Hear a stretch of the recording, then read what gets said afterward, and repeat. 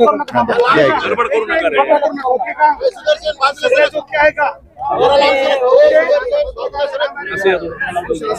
अरे तू गडबड करू नको भाऊ, कुठं जाणार आहेत का ते? लावलेत आपल्याला.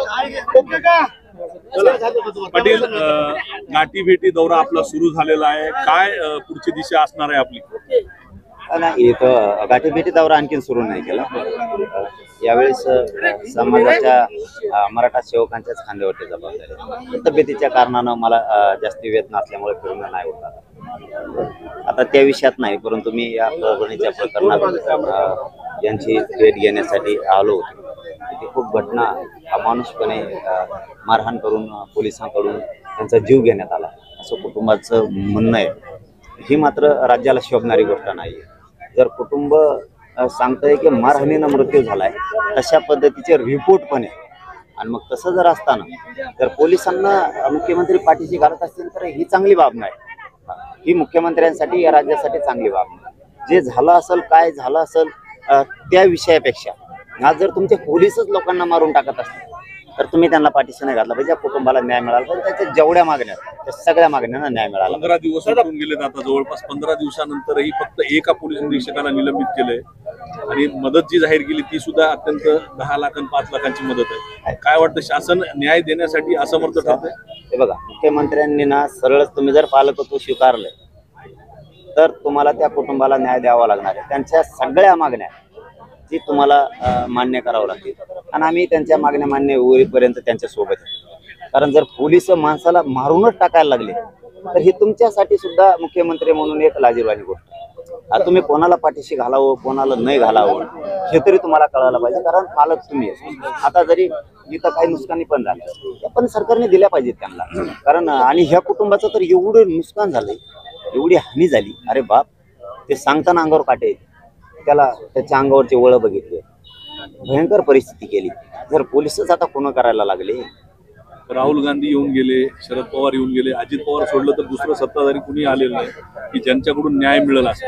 एसटी लागली नसेल, वाहन नसन लागलं त्यांना. गरीब माणसं आहेत ती, येताना यायचं, गरीबाच्या घरी यायला त्यांना वेळ लागतो. कारण इथं परभणीपर्यंत एसट्या बंद आहेत ना. 7-10 वर्ष झाले एसट्या लागत नाहीत मंत्र्याला इकडे यायला. कारण गरीबाची गरज नाही, गरीबाची फक्त मतदानापुरती गरज आहे मधल्या काळात नाही. पण यापेक्षाही मी आज जाहीरपणानं मुख्यमंत्र्यांना विनंतीपूर्वक सांगतो की ह्या कुटुंबावरती खूप आघात झालाय, आणि पोलिसांनी इतकी मारहाण केली की त्याचा जीव त्याच्यात गेला. आणि जर पोलिस जीव घेणार असली तर पोलिसांना तुम्ही सोडला नाही पाहिजे, सगळेचे सगळे मध्ये टाकले पाहिजे, याचा छडा लावला पाहिजे. त्यांच्या सगळ्या मागण्या यांनी मुख्यमंत्र्यांनी मान्य केल्या पाहिजे. तुम्हाला तपासात जर तुम्हाला वाटतंय त्याचा अटॅकनं मृत्यू झाला तर हे शक्य नाही, कारण ते सांगतात की रिपोर्ट आहे मारहाणी झाला. हे अवघड आहे मुख्यमंत्र्यांसाठी. मुख्यमंत्र्यांचे शब्द त्यांच्यासाठी घातक आहे. बीडचं प्रकरण आपण बघितलं, प्रदीर्घ चर्चा झाली त्यांची, कुटुंबियांची, आई आणि भावांचा नेमकं काय आक्षेप होतो एकूण सरकार आणि घटनेबद्दल? त्यांचं असं म्हणणं आहे की सरकार म्हणतंय अटॅकमध्ये, आणि आमचं म्हणणं आहे की आमच्याकडे रिपोर्ट आहे की त्यांचा मारहाणी झाला. आणि ते वळं सांगतात ना, पण ते इतके वळ आहेत त्या अंगावर त्यांच्या. त्याच्यातलं एक लय भयानक सांगितलं त्यांनी की ज्यावेळेस ते पोरं पाणी आणि जेवण मागायचे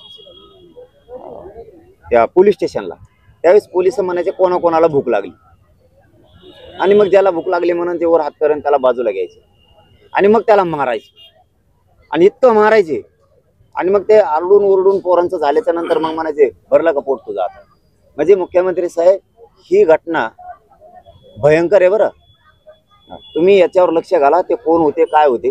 कारण कुटुंब सांगतायत, म्हणजे ते जात म्हणून एखाद्या वेळेस नाही सांगत, तर त्यांच्या काळजाचा तुकडा गेला, त्यांचं आज लेकरू गेलं म्हणून सांगतायत. जरा ही गोष्ट गांभीर्यानं घ्या. ह्या ज्या गोष्टी घडल्यात या गोष्टीबद्दल गांभीर्यानं घ्या. तुम्ही म्हणलं शेवटपर्यंत कुटुंबियांच्या सोबत असणार आहे. मी तर गोरगरीब राज्यातल्या सगळ्या सोबतच. पाटील, बीडची घटना राहणार सुद्धा. बीडला सुद्धा अजूनही आरोपी अटकेत व्हायचे. तिथली कारवाई आणि इथली कारवाई जर बघितलं तर पोलीस प्रशासन आणि गृहमंत्री असतील, मुख्यमंत्री लक्ष खरंच देत आहेत का असं वाटतंय का? लक्ष दिलं असतं तर आतापर्यंत आरोपी आले असते. चिलट चालतंय हो हे, यांना कोण विचारतंय? चिमुड भर नाहीत ते. तपास जर जनतेने हातात घेतला ना, मग मुख्यमंत्र्याला गृहमंत्र्याला कळण काय खास असतं ते. ती वेळ येऊ देऊ नका. कारण मस्साजोगचे संतोष भाईचे तुम्हाला नुसते कॉल डिटेल घ्यायला, कोणी कोणाला मारहाण करताना दाखवले, कोणाला पाठिंबा दिलाय, कोणी कोणाला त्याच्यात संरक्षण दिलंय, कोणत्या मंत्र्यांनी, कोणत्या आमदारानं, कोणत्या खासदारानं दिलंय, कोणी कोणी काय पाठबळ दिलंय, हे सापडायला 20-20 दिवस लागतात. काय 20-20 दिवस लागतात तुम्हाला? आणि काय त्या कुटुंबाची मागणी आहे ना, दनादन करून टाकायची. का करत नाही? त्याचं फळ यांना भोगावं लागणार त्या सुट्टीनं. आणि कोणाचा बाप येऊ दे, ते मॅटर दबून देत नसतो मी. ते पूर्ण बाहेर काढणार टोटल, जेवढे त्याच्यात सापडणार. तुमच्या जर चौकशीत तुम्हाला सापडले नाही किंवा तुम्ही सापडलेले असून जर सोडले, बंदोबस्त मराठी करणार. पाटील, तुम्ही सतत हे म्हणताय की तपास जनतेने जर घेतला तर अवघड जाईल. तुम्हाला असं वाटतंय की हे जर नाही झालं तर जनतेचा उद्रेक होईल? मी आता काय म्हणत नाही, पण एवढंच सांगतो, तुम्हाला तपास लागत नसला तर जनता तपास लावणार. शेवटी बाबा, मारावं कसं याला सुद्धा खूप किंमत. त्याच्या अंग सुद्धा बघू वाटत नाही. संतोष भाईंचं भयंकर आहेत. इतका निर्गुणपणे खून या राज्यात आणि देशात पहिल्यांदा झाला. त्याच्यामुळे सुट्टी नाही. तुम्हाला आरोपी सापडत नाहीत? अरे चिलट, ते तुम्हाला सापडणार काय? मग जनता सापडी. तपास जनतेला घ्यावा लागणार. मी मग जे बोलतो ते करत असतो. मी सुट्टी देत नाही. कारण जर तुम्ही सहज लोकांचे जीव घेत असलात, मुख्यमंत्री आणि गृहमंत्री म्हणून सहज तुम्ही जीव घेणार आणि कुठं पैसे देणार किंवा कुठं नोकऱ्या देणार, जीव गेला, न्याय नाही मिळणार कधीच. त्या आरोपी अटक नाही होणार. ज्यांच्यावरची नावं घेतले जाहीरपणानं कुटुंबानं, ते तर मध्येच पाहिजे. मग ते कोणी पण असू दे, कोणत्याही पदावर असू दे, शासनाच्या पदावर असू दे किंवा तो मंत्र्याच्या पदावर असू दे किंवा तो सरकारमध्ये असू दे, नाही तो कुठं असू दे, तो गेलाच पाहिजे. हे मुख्यमंत्र्याचं काम आहे. नाही गेलं तर याचा परिणाम तुम्हाला राज्यात भोगावा लागणार आहे. मी तर सोडणारच नाही. कोण वाचवते बीडच्या आरोपींना असं तुम्हाला वाटते? आता सरकारच म्हणायला लागेल ना वाचवतंय. सरकारमधला कोण वाचवत? अरे सरकार मधले वाचवत मी, सरकारच सगळं त्यांचंच आहे. सरकारच त्यांचं आहे दादा. जर तुम्हाला साधे कॉल डिटेल निघत नसले, जर तुम्हाला निघत नसले, संतोष भाई यांचे कोणी कोणाला मारलं, कोणी कोणाला फोन करून सांगितलं, नंतर पोलिसांना सोडून द्यायचं सांगितलं, हे जे प्रकरण आहेत आता उघडे पडलेत. आणि आता तर इतके पडायला लागलेत की ज्यांच्यावर 10-15 वर्ष 20 वर्षापूर्वी अन्याय झाला होता ते सगळे बाहेर निघायला लागले. कोणाचा खून झालेला आहे, कोणावर 307 झालेली, कोणावरच्या ॲट्रॉसिट्या दाबलेल्या आहेत तिथल्या, कोणावरती बळच करायला लावलेले आहेत त्यांनी. म्हणजे हे प्रकरण सगळे बाहेर निघाले. कोणावर किती अन्याय झाला, कोणाचे पैसे दाबले, कोणाचे जमिनी दाबल्या, कोणाचे प्लॉट दाबले, हे सगळं बाहेर निघायला लागले. लोक स्वतःहून आता बाहेर पडला. आणि समाज लोकांनाही सांगतो, तुम्ही कोणत्या जातीचे असाल, जे मॅटर झालेत ना त्या जिल्ह्यात बाहेर निघा, सांगा. एसपींना त्यांना येऊन सांगा असे झाले, कसं काय कारवाई होत नाही बघू. आणि त्यांना मुख्यमंत्र्यांना पुन्हा सांगतो, ते आरोपी तातडीने डांबा. तुम्ही त्यांना एकालाही सोडू नका. ज्या मागण्यात जे त्याच्यात सापडतील, जे पाठीमाग घालतील, कोण आमदार फेमदार मंत्री त्याच्यात असत, सगळे घाला. आता सुरेश धस सातत्यानं हा मुद्दा रेटून धरतायत.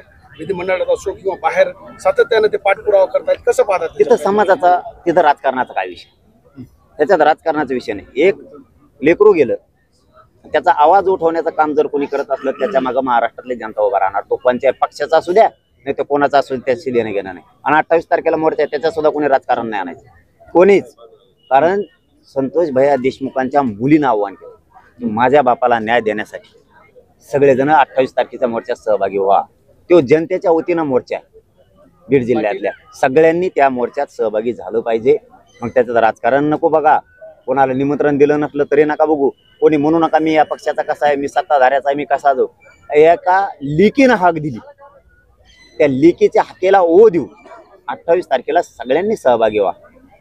सूर्यवंशी कुटुंबाला जर न्याय मिळाला नाही आणि बीड सारखा जर मोर्चा परभणीमध्ये निघाला तर मराठा समाजाला तुम्ही काय आव्हान? हे बघा, आता मुख्यमंत्री या मागण्यावरती काय करतायत, मी तर आज उद्या किंवा आजच गाडीत बसलं कीच बोलणार आहे. सरकार ते बोलतो का नाही ते मीडियाला सांगणार आहे. हा, पण मी हे आत्ताचं कथन सगळं अगोदर सरकारशी करणार. मला आधी त्यांच्याशी बोलून द्या, मग आपला दणका पुढं असतो. परभणीच्या घटनेवर बोलणार मुख्यमंत्री? हा, मग का नाही बोलणार? आणि कोणाशी बोलायचं? तामिळनाडूच्या मुख्यमंत्र्याशी बोलू. हे काय आलंय तिथं? हे कशाला आहेत? हे काय नुसते खुर्च्यावर बसायला दोन्ही इमानाने हेलिकॉप्टरने हिंडायला? हे प्रश्न गरीबाचे सोडावच लागणार आहे. आणि त्यांना रोज जर जनतेचा अंगावर घ्यायचा नसला, मग त्यात शेतकरी असेल, दीनदलित गोरगरीब दलित बांधव असेल, त्याच्यात मुस्लिम असेल, तर वारकरी संप्रदाय असेल, त्यात हिंदू असो, कोणी असो, गरीबाच्या मदतीला मनोज जरांगे जाणार. नाही सोडलं की घोडे लावणार. धन्यवाद.